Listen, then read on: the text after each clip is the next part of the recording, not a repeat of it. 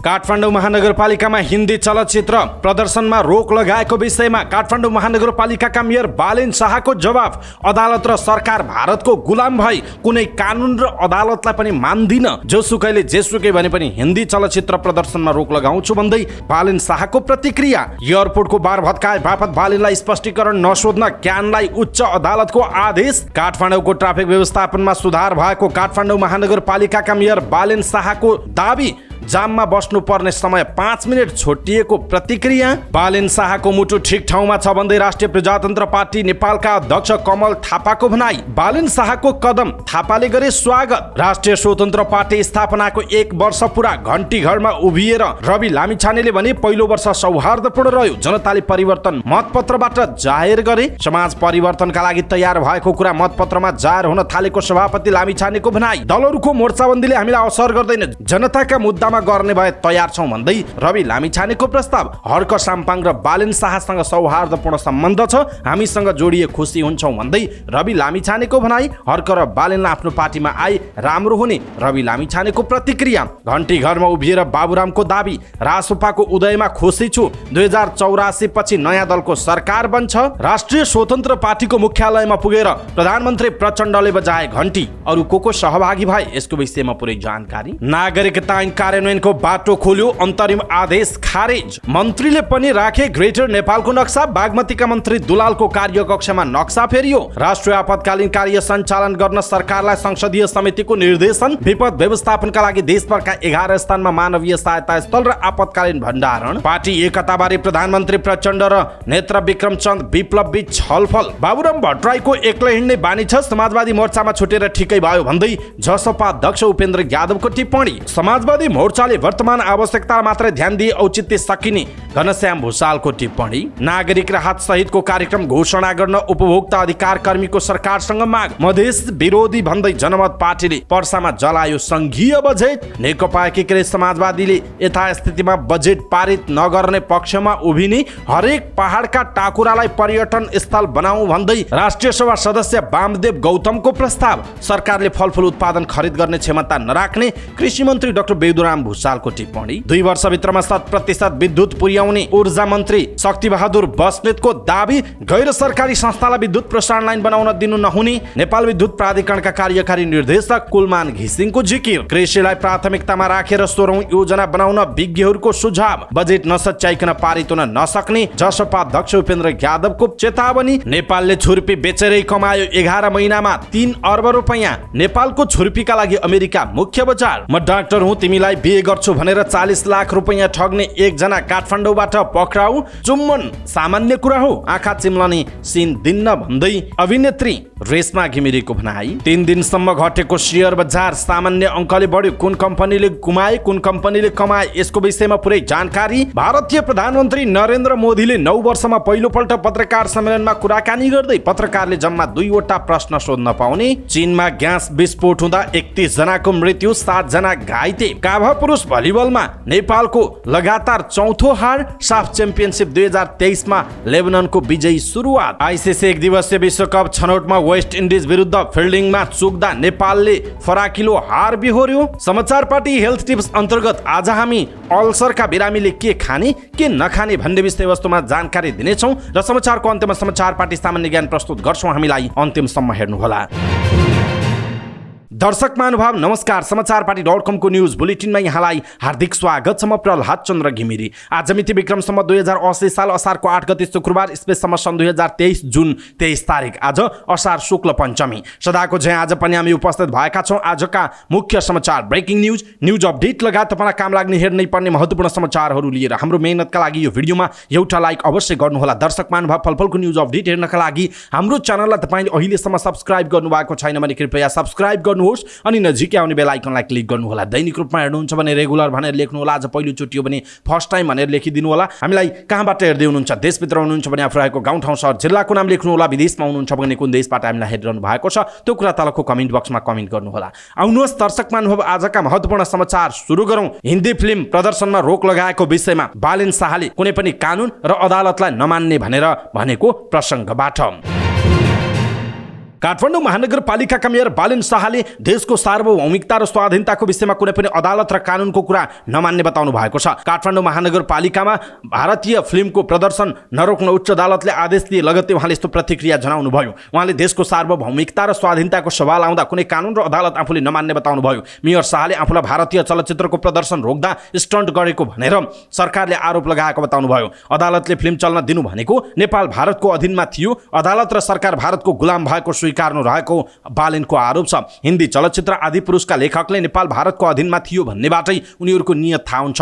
उहाँले भन्नुभएको छ यो कुरालाई नेपाल सरकारले स्टन्ट भन्नु र अदालतले फिल्म चल्न दिनु भनेको नेपाल भारतको अधीनमा थियो, अदालत र सरकार भारतको गुलाम भएको बुझिन्छ उहाँको भनाइ छ। उहाँले सामाजिक सञ्जालमा लेख्नु भएको छ जहाँ सवाल देशको सार्वभौमिकता र स्वाधीनताको आउँछ म कुनै कानुन र अदालतलाई मान्नेवाला छैन। फिल्म लेखकले नेपाल भारतको अधीनमा थियो भनिसकेपछि उनीहरूको नियत थाहा हुन्छ। यो कुरालाई नेपाल सरकारले स्टन्ट भन्नु र अदालतले फिल्म चल्न दिनु भनेको नेपाल भारतको अधीनमा थियो, अदालत र सरकार भारतको गुलाम भएको बुझिन्छ। यसका लागि म जुनसुकै सजाय भोग्न तयार छु, तर फिल्म चल्दैन, चल्न दिइने छैन उहाँको भनाइ छ। उहाँले आफू जस्तो सुकै सजाय भोग्न तयार रहेको तर महानगरमा कुनै पनि हिन्दी फिल्म चलाउन नदिने स्पष्ट पार्नु भएको छ। भारतीय चलचित्र आदि पुरुषमा रहेको जानकी भारतीय छोरी हुन् भन्ने आशयको संवाद नहटाएको भन्दै काठमाडौँ महानगरपालिकाका मेयर बालेन शाहले गत सोमबारदेखि भारतीय चलचित्र प्रदर्शनमा रोक लगाउनु भएको थियो।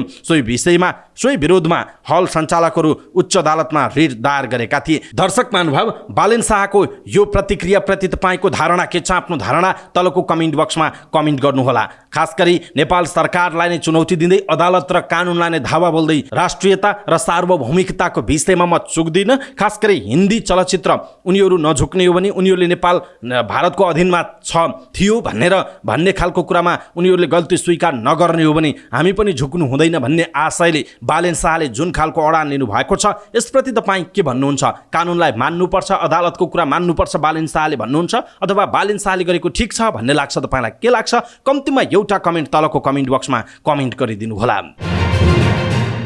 उच्च अदालत पाटनले काठमाडौँ महानगरपालिकाका मेयर बालेन शाहसँग तत्काल स्पष्टीकरण नलिन नेपाल नागरिक उड्डयन प्राधिकरणलाई आदेश दिएको छ। न्यायाधीश धीरबहादुर चन्दको एकल इजलासले उक्त आदेश जारी गरेको हो। प्राधिकरणले लिखित स्पष्टीकरण सोधेको विषयलाई लिएर मेयर शाह उच्च अदालतमा पुग्नु भएको थियो। काठमाडौँ महानगरपालिका 9 का वडा अध्यक्ष रामजी भण्डारी र महानगरपालिकाका प्रहरी बल प्रमुख राजुनाथ पाण्डेका तर्फबाट संयुक्त रूपमा रिट दर्ता गरिएको छ। यसअघि नागरिक उड्डयन प्राधिकरणले 7 दिनभित्र लिखित स्पष्टीकरण पेश गर्न लिखित पत्राचार गरेको थियो। त्रिभुवन अन्तर्राष्ट्रिय विमानस्थलमा लगाइएको तारबार काटिएको घटनामा महानगर प्रमुख बालेन सहित 3 जनालाई किन ऐनअनुसार कारबाही नगर्ने भन्दै प्राधिकरणले स्पष्टीकरण सोधेको थियो।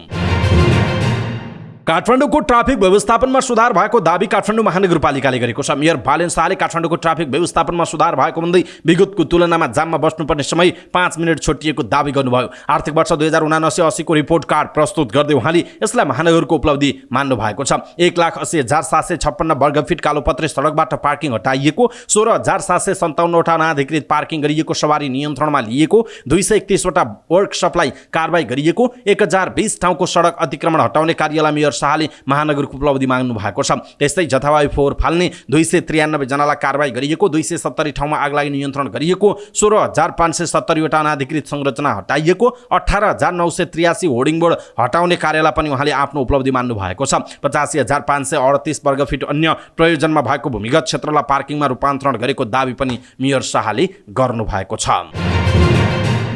राष्ट्रिय प्रजातन्त्र पार्टी नेपालका अध्यक्ष कमल थापाले काठमाडौँ महानगरपालिकाका मेयर बालेन शाहको कदमको स्वागत गर्नुभयो। काठमाडौँका हलमा भारतीय फिल्मको प्रदर्शन नरोक्न उच्च अदालतले आदेश दिएपछि अदालतको आदेश नमान्ने अडान लिएपछि बालेनको मुटु ठिक ठाउँमा रहेको उहाँले बताउनुभयो। उहाँले फेसबुकमा लेख्नुभयो, कार्यशैली र अभिव्यक्ति विवादास्पद होलान् तर काठमाडौँका मेयर बालेन शाहको मुटु ठिक ठाउँमा छ। केही अपवाद बाहेक छोटो समयमा बालेनले गरेका र गर्न खोजेका कार्य सराहनीय छन् उहाँले भन्नुभएको छ। उहाँले भारतीय चलचित्र आदि पुरुषका संवाद लेखक मुन्तसिरको अभिव्यक्ति आपत्तिजनक रहेको पनि बताउनु भएको छ।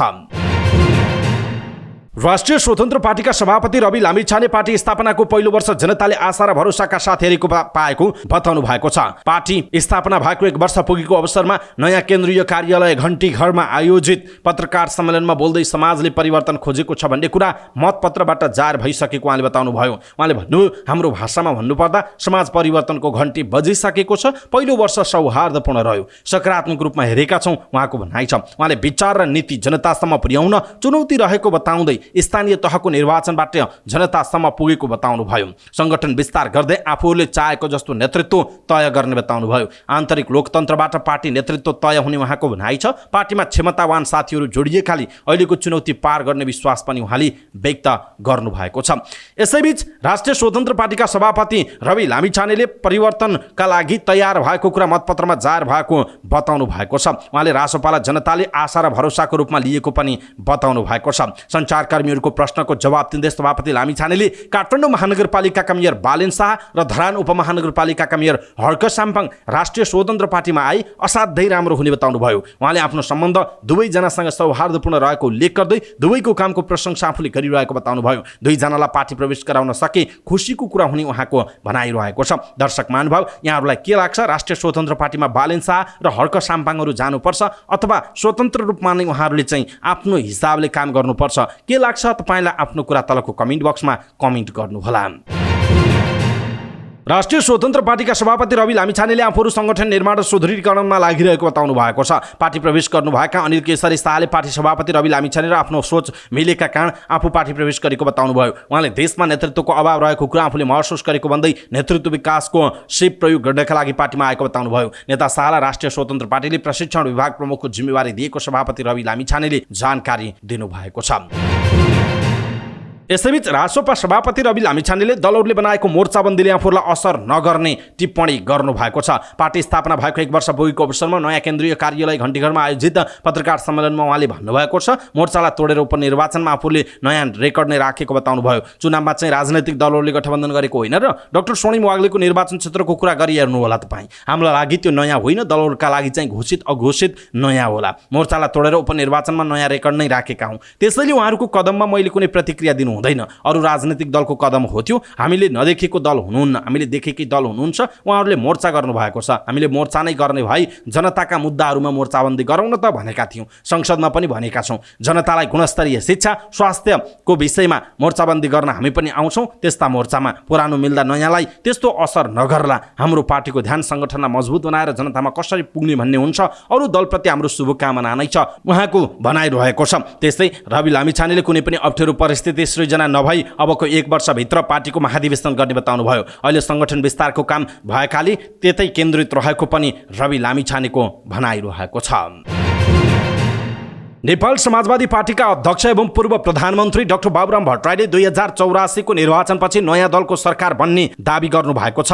स्थापना भएको 1 वर्ष पुगेको अवसरमा राष्ट्रिय स्वतन्त्र पार्टीको नयाँ केन्द्रीय कार्यालय घण्टीघरमा आयोजित चियापान कार्यक्रममा बोल्दै रासपाको उदयप्रति उहाँले खुसी व्यक्त गर्नु भएको छ। उहाँले भन्नुभयो, बहुदलीय व्यवस्थामा विचार फरक हुन सक्छन्। अहिले नेपाली जनताले चाहेको नयाँ हुन्। नयाँ भनेको अग्रगमन हो, पछाडि फर्कने होइन। संघीय लोकतान्त्रिक गणतन्त्रको जगमा टेकेर देशलाई सुशासनतर्फ लिएर जान उहाँले आगामी निर्वाचनबाट कांग्रेस एमाले र माओवादी बाहेक नयाँ दलको सरकार बन्ने जिकिर गर्नु भएको छ।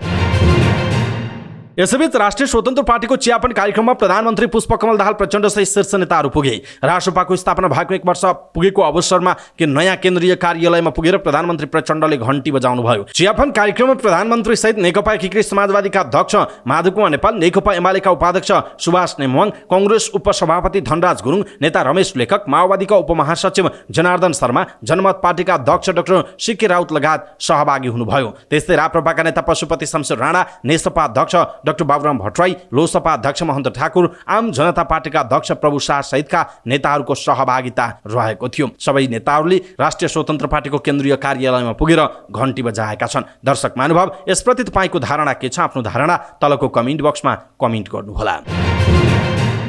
सर्वोच्च अदालतले नागरिकता विधेयक प्रमाणीकरण विरुद्ध दिएको अन्तरिम आदेश खारेज गरेको छ। आनन्द मोहन भट्टराई र कुमार रेग्मीको संयुक्त इजलासले अन्तरिम आदेशलाई निरन्तरता नदिने निर्णय गरेको हो। यसअघि सुरेन्द्र भण्डारी र बालकृष्ण न्यौपानेले दायर गरेको रिटमा सर्वोच्च अदालतको एकल इजलासले अन्तरिम आदेश दिएको थियो। यो सँगै राष्ट्रपति रामचन्द्र पौडेलले गत जेठ 17 गते प्रमाणीकरण गरेको नागरिकता विधेयक कार्यान्वयनका लागि बाटो खुलेको छ।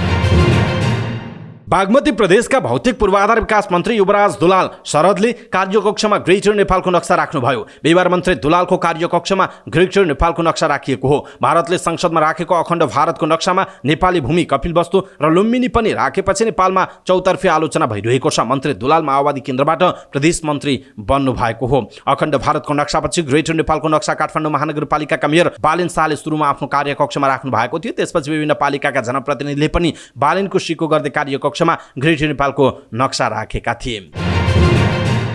दिगो विकास तथा सुशासन समितिले राष्ट्रिय आपतकालीन कार्य सञ्चालन गर्न सरकारलाई निर्देशन दिएको छ। बिहिबार बसेको दिगो विकास तथा सुशासन समितिको बैठकले राष्ट्रिय आपतकालीन कार्य सञ्चालन गर्नका लागि सरकारलाई निर्देशन दिएको हो। बैठकपछि निर्देशन दिँदै समिति सभापति प्रकाश पन्थले बैठकले विपद जोखिम न्यूनीकरण, प्रतिकार्य र पुनर्निर्माण, त्यसको व्यवस्थापनका लागि पूर्व तयारी गर्न निर्देशन दिएको बताउनुभयो। उहाँले विपदमा जोखिममा परेका व्यक्ति र परिवारको पुनर्स्थापना र पुनर्निर्माण कार्यमा अझै बढी प्रभावकारी बनाउन गृह मन्त्रालयलाई निर्देशन दिएको बताउनु भएको छ।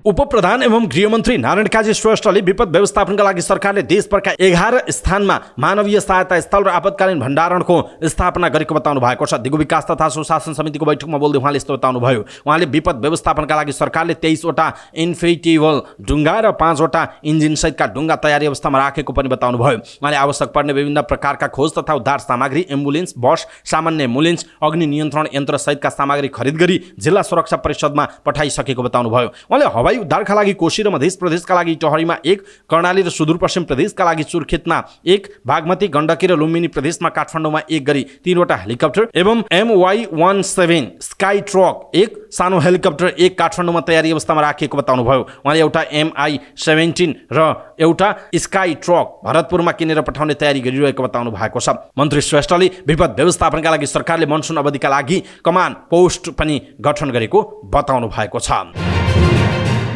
प्रधानमन्त्री पुष्पकमल दाहाल प्रचण्ड र नेकपाका महासचिव नेत्र विक्रम चन्द विप्लव बीच भेटवार्ता भएको छ। बालुवाटारमा भएको भेटवार्तामा समाजवादी मोर्चा र पार्टी एकताबारे छलफल भएको प्रधानमन्त्री प्रचण्डको सचिवालयले जनाएको छ। सचिवालयका अनुसार भेटमा माओवादी आन्दोलनको उपलब्धिको रक्षाका लागि पार्टी एकता गर्नेबारे छलफल भएको छ। गएको सोमबार माओवादी केन्द्र, नेकपा एकीकृत समाजवादी, जनता समाजवादी पार्टी त्यस्तै नेत्र विक्रम चन्द विप्लव नेतृत्वको नेकपा मिलेर समाजवादी मोर्चा घोषणा भएको थियो। मोर्चा गठनपछि माओवादी र नेकपा बीच पार्टी एकता हुन सक्ने हुँदै आएको थियो। माओवादीबाट छुट्टिएर अलग्गै पार्टी गठन गर्नुभएका नेत्र विक्रम चन्द विप्लवले पछिल्लो समयमा प्रचण्डको खुल्ला रूपमा प्रशंसा गर्दै आउनु भएको छ। जनयुद्ध दिवस घोषणा र त्यसक्रममा मारिएकाको नाम शहीदको रूपमा राजपत्रमा प्रकाशित गर्ने निर्णयपछि विप्लव प्रचण्ड प्रति नरम देखिनु भएको हो। यस्तै बिहिबारको भेटवार्तालाई समाजवादी मोर्चाले कसरी प्रभावकारी बनाउने भन्ने विषयमा छलफल भएको प्रधानमन्त्री प्रचण्डको सचिवालयले जनाएको छ। जनता समाजवादी पार्टी जसपा अध्यक्ष उपेन्द्र यादवले नेकपा अध्यक्ष डाक्टर बाबुराम भट्टराईलाई एक्लै हिँड्न बानी परेको टिप्पणी गर्नुभयो। 4 दलीय समाजवादी मोर्चामा बाबुराम छुटेको बारे पार्टी कार्यालय बालकुमारीमा आयोजित पत्रकार सम्मेलनमा उहाँले भन्नुभयो, उहाँलाई एक्लै हिँड्ने बानी परेको छ, छुटेर पनि ठिकै भयो उहाँको भनाइ छ। उहाँले मोर्चालाई दिएको अवधारणालाई समर्थन गर्नेलाई बाटो खुल्ला भएको बताउनुभयो। उहाँले भन्नुभयो, बाबुरामलाई हामीले समातेको पनि छैन, छाडेको पनि होइन। उहाँ मोर्चामा आएको कहिले पनि देख्दिन। यो मोर्चा 1.5 वर्षदेखि तयारी हुँदै आएको हो। उहाँको संलग्नता कहिले पनि देखेको होइन, न हामीले समातेको हो न छाडेको हो। छुट्नुभयो भने उहाँलाई थाहा होला, उहाँको भनाइरहेको छ। नेकपा एकीकृत समाजवादीका महासचिव घनश्याम भुषालले समाजवादी मोर्चाले गति दिन नसके दुर्घटनामा पर्ने बताउनु भएको छ। काठमाडौँमा आयोजित मार्क्सवादी ज्ञान केन्द्रको कार्यक्रमलाई सम्बोधन गर्दै वर्तमान आवश्यकतालाई मात्र मोर्चाले ध्यान दिए औचित्य समाप्त हुने बताउनुभयो। उहाँले भन्नुभयो, सुविचारित दिशामा सही दिशामा गति दिन सकिएन भने मोर्चा मात्र होइन, अहिलेको राजनैतिक दलको औचित्य सकिन्छ। इमान्दार तवरले जनतासम्म पुग्न नसक्दा राजनैतिक दल कमजोर हुँदै गएका छन्। जनतासँग समाहित नभएको पार्टी लोप हुँदै जाने भएकाले त्यसतर्फ ध्यान दिनुपर्छ उहाँको भनाइ छ। मनिबनाउ पुस्ताबाट समाज परिवर्तन असम्भव रहेकाले नयाँ पुस्तालाई राजनीतिक चेतको विकास हुनुपर्ने उहाँले बताउनुभयो। वर्तमान पपुलिस्ट संस्कृतिलाई विस्थापित गर्नका लागि ठूलो शक्ति पैदा हुनुपर्ने उहाँको भनाइ रहेको छ। उपभोक्ता अधिकार कर्मीहरूले आगामी आर्थिक वर्षको बजेटले उपभोक्ताको भान्सा महँगिएको भन्दै बजेट पास हुनु अघि नै नागरिक राहत सहितको कार्यक्रम घोषणा गर्न सरकारसँग माग गरेका छन्। काठमाडौँमा पत्रकार सम्मेलन गर्दै उपभोक्ता अधिकार कर्मीहरूले यस्तो माग गरेका हुन्। उनीहरूले हाल सरकारको बजेट नीति तथा कार्यक्रमपछि आलु प्याज लगायत तरकारी फलफुल र खाद्यजन्य पदार्थ उपभोक्ताले खरिद गरी निर्बाध रूपमा उपभोग गर्न पाउनुपर्ने अधिकार कुण्ठित भएको बताएका छन्। संविधान प्रदत्त उपभोक्ताको हक तथा खाद्य सम्बन्धी हकलाई बेवास्ता गरी दैनिक अत्यावश्यक वस्तुहरूमा हचुवाको भरमा भ्याटमा समावेश गर्दा यसबाट आपूर्ति व्यवस्था अस्तव्यस्त भएको बताइएको छ। पत्रकार सम्मेलनमा बोल्दै उपभोक्ता अधिकार अनुसन्धान मञ्चका अध्यक्ष माधव प्रसाद तिमिल सिन्हाले आलु प्याज लगायतका तरकारी फलफुल तथा खाद्यजन्य पदार्थको आयातमा भन्सार बिन्दुमै 9% कृषि सेवा शुल्क, अग्रिम आयकर 1.5% र भ्याट 13% थप हुँदा यस्ता वस्तुमा कुल 23.5% कर लाग्ने भएको बताउनुभयो। उहाँले यसबाट आम उपभोक्ताको दैनिक चुलो महँगो पर्न गई जनजीवन कष्टकर बन्दै गएकाले तत्काल नागरिक राहत सहितको कार्यक्रम घोषणा गर्नुपर्ने बताउनुभयो।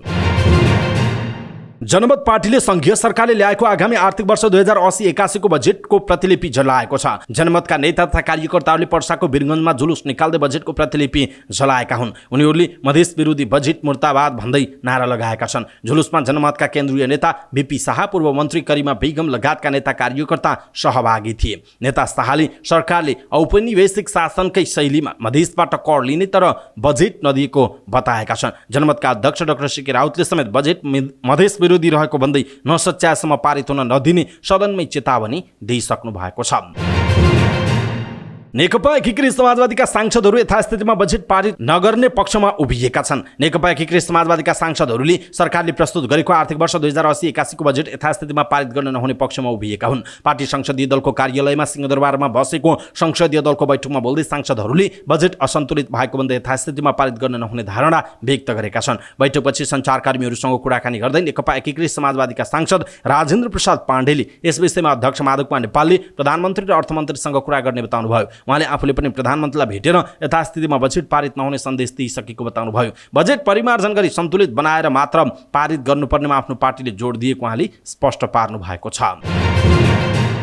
राष्ट्रिय सभा सदस्य वामदेव गौतमले हरेक पहाडको टाकुरालाई पर्यटन स्थल बनाएर नेपालको विकास गर्नुपर्ने बताउनु भएको छ। दिगो विकास तथा सुशासन समितिको बैठकमा बोल्दै उहाँले नेपालमा रहेका 10,000 भन्दा बढी पहाडी टाकुरालाई पर्यटन स्थलको रूपमा विकास गर्नुपर्ने बताउनुभयो। उहाँले नेपाललाई भूगर्भ र सतह अनुसार विकास गर्न नसक्दा दिगो विकास हुन नसकेको बताउनुभयो। उहाँले नेपालको जमिन हल्लिरहेको भन्दै उहाँले कुनै पनि बेला विपदजन्य घटनाहरू हुन सक्ने प्रति सरकारको ध्यान आकर्षण गराउनुभयो। उहाँले नेपालको नेतृत्वमा भौगोलिकता अनुसार विकास गर्ने सोच नभएको बताउनु भएको छ। कृषि तथा पशुपक्षी विकास मन्त्री डाक्टर बेदुराम भुषालले सरकारले फलफुल उत्पादन खरिद गर्ने क्षमता नराख्ने बताउनु भएको छ। प्रतिनिधि सभा अन्तर्गतको कृषि समितिको बैठकमा बोल्दै मन्त्री भुषालले यस्तो बताउनुभयो। उहाँले सरकारले नेपालमा फलफुल उत्पादन र उत्पादन खरिद गर्नुपर्ने कुरा उठे पनि सरकारले खरिद गर्न नसक्ने बताउनुभयो। उहाँले सरकारले उत्पादन खरिद गर्ने भई व्यापार गर्नुपर्ने बताउनुभयो। उहाँले सरकारले व्यापार नगर्ने भन्दै व्यापार गर्न सम्भव नरहेको पनि बताउनु भएको छ। सरकारले उत्पादित वस्तुको समर्थन मूल्य तोक्ने काम मात्रै गर्न सक्ने उहाँको भनाइ छ। उहाँले सरकारले खाद्य व्यवस्था तथा व्यापार कम्पनीले केही वस्तु बिक्री वितरण गरिरहेको भन्दै क्षमताभन्दा बाहिर काम गर्न नसकिने बताउनुभयो। ऊर्जा जलस्रोत तथा सिंचाई मन्त्री शक्तिबहादुर बस्नेतले 2 वर्षभित्रमा 100% विद्युत विस्तार गर्ने बताउनु भएको छ। प्रतिनिधि सभा अन्तर्गतको पूर्वाधार विकास समितिको बैठकमा बोल्दै मन्त्री बस्नेतले आगामी 2 वर्षभित्रमा 100% विद्युत पुर्याउने बताउनुभयो। उहाँले कर्णाली र सुदूरपश्चिम प्रदेश बाहेकका प्रदेशमा भने यसै वर्ष नै 100% विद्युतीकरणको काम पूरा गर्ने गरी बजेट विनियोजन गर्ने बताउनुभयो। उहाँले वर्षायाममा विद्युत आपूर्तिलाई सहज बनाउनका लागि 1 महिनाभित्रमा 2वटा ट्रान्समिसन लाइन थप्न लागेको पनि बताउनुभयो। उहाँले विद्युत उत्पादन, व्यापार, पूर्वाधार निर्माण, ट्रान्समिसन निर्माण र डिस्ट्रिब्युसन सिस्टमलाई अपग्रेड गर्ने कामलाई एकीकृत रूपमा गर्न लागि जानकारी दिनुभयो। नेपाल विद्युत प्राधिकरणका प्रबन्ध निर्देशक कुलमान घिसिङले काठमाडौँमा विद्युतको तार भूमिगत गर्ने काम भइरहेको भन्दै केही महिना नागरिकले अप्ठ्यारो बेहोर्नु पर्ने बताउनु भएको छ। प्रतिनिधि सभा अन्तर्गतको पूर्वाधार विकास समितिको बैठकमा बोल्दै प्रबन्ध निर्देशक घिसिङले काठमाडौँमा विद्युतको तार भूमिगत गर्ने काम भइरहेको उल्लेख गर्नुभयो। खानेपानीको पनि भूमिगत गर्ने काम भइरहेको भन्दै उहाँले प्राधिकरणले तार भूमिगत गरिसकेपछि खानेपानीको काम नसकिएसम्म सडक पिच गर्न नसकिने बताउनुभयो। उहाँले भूमिगत गर्ने काम निकै अप्ठ्यारो रहेको भन्दै सबै निकायको समन्वय आवश्यक पर्ने बताउनुभयो। उहाँले तार भूमिगत गर्ने काम गरुन्जेल 2-4 महिना अप्ठ्यारो बेहोर्नु पर्ने बताउनुभयो। प्रबन्ध निर्देशक घिसिङले एनजिओ आइएनजिओहरूलाई विद्युत प्रसारण लाइन बनाउन दिनु नहुने बताउनु भएको छ। त्यस्तै एउटा प्रसारण लाइनको क्याबिनेटबाट स्वीकृत भएपछि कटान आदेश आउन 5 वर्षसम्म समय लाग्ने भन्दै ढिलो नहुने कानुनी व्यवस्था गर्न सांसदहरूलाई उहाँले ध्यान आकर्षण पनि गराउनुभयो। कृषिलाई प्राथमिकतामा राखेर 16औं योजना बनाउन राष्ट्रिय योजना आयोगलाई विज्ञहरूले सुझाव दिएका छन्। राष्ट्रिय योजना आयोगले 16औं योजना तर्जुमाको तयारीका लागि विज्ञहरूसँग गरेको छलफलमा योजना आयोगका पूर्व उपाध्यक्ष, पूर्व सदस्य र विज्ञहरूले यस्तो सुझाव दिएका हुन्। आयोगले आर्थिक वर्ष 2081-82 देखि कार्यान्वयन गर्ने गरी 16औं योजना तर्जुमाको तयारी गरेको छ। छलफलमा अधिकांश विज्ञहरूले 16औं योजना बनाउँदा सम्भावना भएका क्षेत्रलाई प्राथमिकतामा राखेर महत्त्वाकांक्षी योजना भन्दा पनि कार्यान्वयनको पक्षलाई ध्यानमा राखेर योजना बनाउन सुझाव दिएका छन्। उनीहरूले अर्थतन्त्रमा देखिएका वर्तमान समस्या र चुनौतीहरूको सामना गरी राष्ट्रिय अर्थतन्त्र बलियो बनाउन सक्ने गरी 16औं योजना बनाउनु पर्ने आवश्यकता रहेको बताएका छन्। विज्ञहरूले तथ्याङ्क विभाग र योजना आयोगको संरचनात्मक रूपान्तरण र स्वायत्तता बनाउन आवश्यक रहेको पनि बताएका छन्। उनीहरूले राष्ट्रिय गौरवका आयोजनाहरू गौरव गर्न लायक नभएको भन्दै 24वटा राष्ट्रिय गौरवका आयोजनाहरूमा समयमा नै कार्यान्वयन हुने गरी योजना बनाउन सुझाव दिएका छन्। योजना आयोगका पूर्व उपाध्यक्ष डाक्टर दिनेश चन्द्र देवकोटाले अनुदानको रकम दुरुपयोग रोक्ने र प्रविधि प्रयोगलाई उच्च प्राथमिकतामा राखेर योजना बनाउनु पर्ने बताउनु भएको छ। त्यस्तै गरी पूर्व गभर्नर एवं योजना आयोगका पूर्व उपाध्यक्ष दिपेन्द्र बहादुर छेत्रीले राष्ट्रिय योजनालाई बलियो बनाउन आवश्यक रहेको बताउनु भयो। उहाँले आयोगका पदाधिकारीहरूको कार्यकाल 5 वर्षको बनाउन जरुरी रहेको बताउनु भयो। उहाँले प्रधानमन्त्री हट्ने बित्तिकै उपाध्यक्ष लगायत सदस्य समेत परिवर्तन हुने व्यवस्था हटाउनु पर्ने बताउनु भएको छ। त्यस्तै आयोगका पूर्व सदस्य प्राध्यापक डाक्टर गोविन्द नेपालले योजना आयोगलाई स्वायत्तता संस्था बनाउन आवश्यक रहेको बताउनु भयो। उहाँले मुलुकको अर्थतन्त्रको मुख्य जिम्मेवारी लिएको संस्था भएकाले योजना आयोगलाई स्थायी र स्वायत्तता संस्थाको रूपमा विकास गर्न आवश्यक रहेको बताउनु भएको छ। त्रिभुवन विश्वविद्यालयका अर्थशास्त्र विभागका प्रमुख डाक्टर शिवराज अधिकारीले आयोगले प्रकाशन गर्ने किताबहरू लोकसेवा परीक्षाका लागि अध्ययन गर्न मात्र उपयोगी भएको बताउनु भयो। उहाँले योजना आयोगले बनाएका योजना उत्पादन र अर्थतन्त्रमा योगदान दिने खालको बनाउन जोड दिनुपर्ने बताउनु भएको छ। जनता समाजवादी पार्टी नेपालका अध्यक्ष उपेन्द्र यादवले मुलुकलाई अग्रगामी निकास दिने र अग्रगामी दिशातर्फ लैजाने प्रयासका साथ समाजवादी मोर्चा गठन भएको बताउनु भएको छ। पार्टीको केन्द्रीय कार्यालयमा आयोजित पत्रकार सम्मेलनमा बोल्दै उहाँले यस्तो बताउनु भयो। उहाँले विगतका कमी कमजोरलाई सच्याएर देखा परेका राष्ट्रिय मुद्दाहरूलाई सम्बोधन गर्दै मुलुकलाई सुशासन, स्थिरता, विकास र समृद्धिका लागि मोर्चा गठन भएको बताउनु भएको हो। उहाँले आदिवासी मधेसीका मुद्दाहरू सम्बोधन गर्दै मुलुकलाई अग्रगामी निकास दिने लक्ष्य रहेको पनि बताउनु भयो। चालु आर्थिक वर्ष 2079-80 को 11 महिनामै करिब 3 अर्ब रुपैयाँ बराबरको छुर्पी निर्यात भएको छ। भन्सार विभागको तथ्याङ्क अनुसार साउनदेखि जेठसम्म नेपालबाट 2 अर्ब 96 करोड 66 लाख 50 हजार रुपैयाँ बराबरको 15,63,390 किलो छुर्पी निर्यात भएको छ, जुन गत आर्थिक वर्षको यसै अवधिको तुलनामा 38 करोड 61 लाख रुपैयाँ बराबरीले बढिरहेको छ। गत आर्थिक वर्षको यसै अवधिमा नेपालबाट 2 अर्ब 58 करोडको 15,52,222 किलो छुर्पी निर्यात भएको थियो। भन्सार विभागका अनुसार नेपालले धेरै छुर्पी अमेरिकालाई बिक्री गर्ने गरेको छ। जेठसम्म नेपालले 13,21,000 किलो छुर्पी अमेरिका निर्यात गरेर 2 अर्ब 55 करोड रुपैयाँ कमाई गरेको छ। यस्तै क्यानाडामा 1,36,000 किलो छुर्पी निर्यात हुँदा 27 करोड रुपैयाँ नेपालले आर्जन गरेको छ। हङकङमा 1 करोड 12 लाखको छुर्पी निर्यात हुँदा जापान र बेलायतमा समान 3-3 करोड रुपैयाँको छुर्पी निर्यात भएको जनाइएको छ। आफूलाई डाक्टर हुँ भन्दै ठगी गर्ने एकजना पक्राउ परेका छन्। आफू डाक्टर भएको र तिमीलाई बिहे गर्छु भनेर एक युवतीलाई ललाई फकाई 40 लाख रुपैयाँ लिने कञ्चनपुरको पुनर्वास नगरपालिका 7 घर भई भक्तपुरको कौशलटार बस्ने मातृका प्रसाद जैसीलाई प्रहरीले काठमाडौँबाट पक्राउ गरेको हो। जैसीले आफू 12औं तहको डाक्टर हुँ भने पनि उनी डाक्टर नभएको खुलासा भएको छ। एक युवतीले बिहे गर्ने भनेर उनले पटक पटक गरेर 40 लाख रुपैयाँ लिएको जनाइएको छ। आफू नक्कली डाक्टर भएको खुलेपछि युवतीले पैसा फिर्ता माग्दा रकम नदी जैसी फरार रहेका थिए। उनलाई पक्राउ गरी ठगी सम्बन्धी कसुरमा जिल्ला अदालत काठमाडौँबाट 5 दिनको म्याद थप गरी अनुसन्धानका लागि अनुमति लिई जिल्ला प्रहरी परिसरबाट थप अनुसन्धान भइरहेको प्रहरीले जनाएको छ। अभिनेत्री दिया पुनले आफूलाई हरेक चलचित्रमा फरक अभिनय गर्न रुचि रहेको बताएकी छिन्। काठमाडौँमा नेपाली चलचित्र अन्तिम संस्कार सार्वजनिक हुनु पूर्व सन्ध्यामा आयोजित अन्तर्क्रियात्मक कार्यक्रममा उनले यस्तो बताएकी हुन्। उनले आफूलाई धेरै चलचित्रमा काम गर्नुभन्दा गुणस्तरीय चलचित्रमा काम गर्न मनपर्ने बताएकी छिन्। अभिनेत्री पुनले आफू चलचित्रबाट लामो समय ग्याप हुनुको कारण पनि एउटै अभिनयको अफर आउनु रहेको र नयाँ अभिनय र पात्रका लागि अफर आएपछि मात्र चलचित्रमा अभिनय गरेको बताएकी छिन्। उनले हरेक अभिनय आफूलाई निभाउनका लागि कठिन हुने र आफूले गर्ने अभिनयको अनुसन्धान गरेर मात्र अभिनय गर्ने गरेको बताएका छिन्। कार्यक्रममा अभिनेत्री रेशमा घिमिरेले अन्तिम संस्कार चलचित्रमा आफूले निभाएको भूमिका चलचित्रका लागि र आफ्ना लागि पर्याप्त रहेको बताएकी छिन्। उनले अब भने आफू कुनै पनि अभिनय गर्नका लागि आत्मविश्वास बढेको बताएकी छिन्। चलचित्रमा चुम्बन नेचुरल प्रोसेस भएको उनको भनाइ छ। उनले माया गर्ने व्यक्तिले अर्को माया गर्ने व्यक्तिलाई चुम्बन गर्ने भएकाले सामान्य रूपमा लिनुपर्ने उनको भनाइ छ। उनले आँखा चिम्लने गरी कुनै पनि दृश्य फिल्ममा दिन नसक्ने बताएकी छिन्। साई प्रोडक्सन नेपालको ब्यानरमा हमसा एयर एकाउन्टिङको सहकारी रहेको चलचित्रमा भाइराजा थापा, राजु कुमार गुरुङ, सुमन राई, उत्सव विष्ट, रविन्द्र श्रेष्ठ कार्यकारी निर्माता रहेको जनाइएको छ। मर्डर मिस्ट्रीको कथालाई चलचित्रमा समावेश गरिएको छ। चलचित्रमा विजय लामा, दिया पुन, रेशमा घिमिरे, एवन राज उप्रेती, त्रिचु राई, विशाल पहाडी, कृष्णभक्त महर्जन, श्याम राई, पासाङ लामा, विकास अधिकारी, सरोज खालिङ राई, सस्मिता गिरी, दिग्गज खत्री, सरोज कुमार, धर्मानन्द आचार्य लगायतको अभिनय रहेको जनाइएको छ। चलचित्र असारको 8 गते शुक्रबारबाट देशभर प्रदर्शन हुँदैछ। लगातार 3 दिनसम्म घटेको शेयर बजार बिहिबार सामान्य बढेको छ। शेयर बजार परिसूचक नेप्से बिहिबार 4.75 अङ्कले बढेर 2055.53 बिन्दुमा पुगेको छ। बिहिबार होटल, बीमा र अन्य समूहको शेयर बढेको छ। अरू सबै समूहको शेयर ओह्रालो लागेको छ। 276 वटा कम्पनीका 80,08,000 किता शेयर 3 अर्ब 44 करोड 48 लाख रुपियाँमा कारोबार भएका छन्। सबैभन्दा धेरै सोल्टी होटलको 29 करोड 63 लाख रुपियाँको शेयर किनबेच भएको छ। बिहिबार Taragaon regency, oriental hotel, city hotel, Kalinchowk Darshan Pranali, BPW लघुवित्त र हिमालयन लाइफ इन्सुरेन्स कम्पनीको शेयर 10% बढेको छ। सबैभन्दा धेरै इङखवा खोला जलविद्युत कम्पनीको शेयर 7.5% र नेस्टो समृद्ध लघुवित्तको शेयर 7% घटेको छ।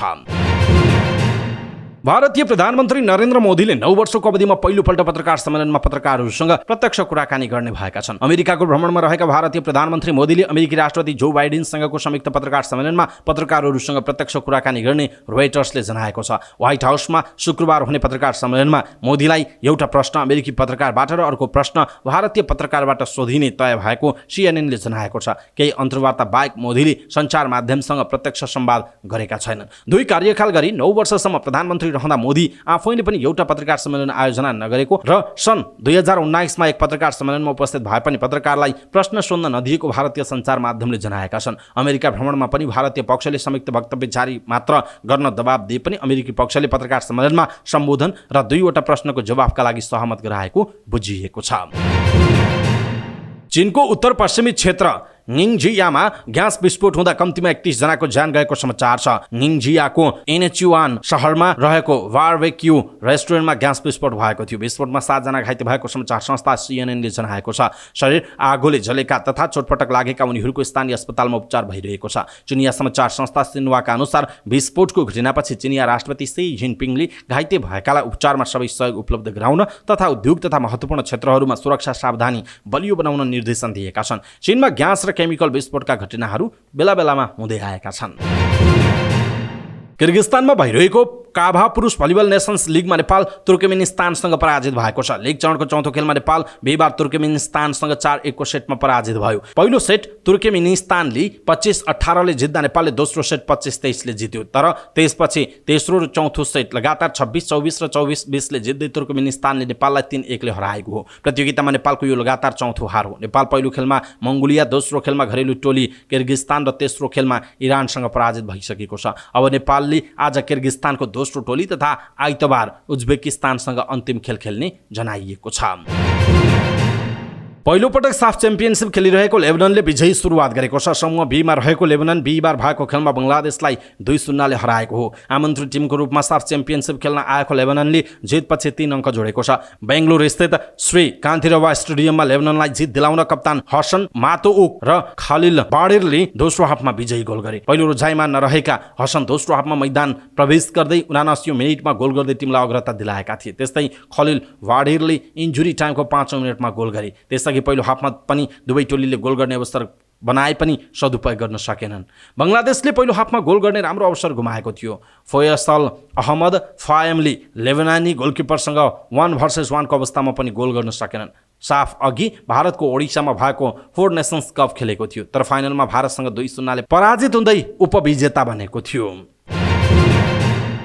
आइसिसी एक दिवसीय विश्वकप छनौटमा वेस्ट इन्डिज विरुद्ध फिल्डिङमा चुक्दा नेपालले फराकिलो हार बेहोरेको छ। 2 पटकको विश्वकप विजेता टेस्ट राष्ट्र वेस्ट इन्डिजसँग नेपाल 101 रनले पराजित भएको हो। जिम्बाब्वेको हरारीमा जितका लागि 340 रनको लक्ष्य पछ्याएको नेपाल 49.4 ओभरमा 238 रनमा अल आउट भएको थियो। 28.1 ओभरमा 129 रन बनाउँदा 6 विकेट गुमाएको नेपालको स्कोर आरिफ शेख र गुलशन झाले केही उकासेका थिए। उनीहरूले 7औं विकेटका लागि 68 रनको साझेदारी गरे। गुलशन 42 रन बनाएर आउट भए। आरिफ 63 रन बनाउँदै आउट भए। ओपनर कुशल भुर्तेल 5 रनमा र तेस्रो क्रममा आएका भीम सार्के 2 रनमा आउट भएपछि अर्का ओपनर ब्याटर आसिफ शेख र कप्तान रोहित पौडेलले नेपाली इनिङ्स केही समय सम्हाल्न खोजेका थिए, तर कुशल 36 बल खेल्दै 3 चौका सहित 28 रनमा आउट भए। कप्तान रोहित पौडेलले 43 बलमा 3 चौका सहित 30 रन जोडे। सातौं ब्याटर दिपेन्द्र सिंह ऐरी क्रिजमा आक्रमक देखिए। उनले 24.6 ओभरमा एकेल होसिनको बलमा लामो छक्का प्रहार गर्दै मिडिया बक्सको सिसा फुटाएका थिए, तर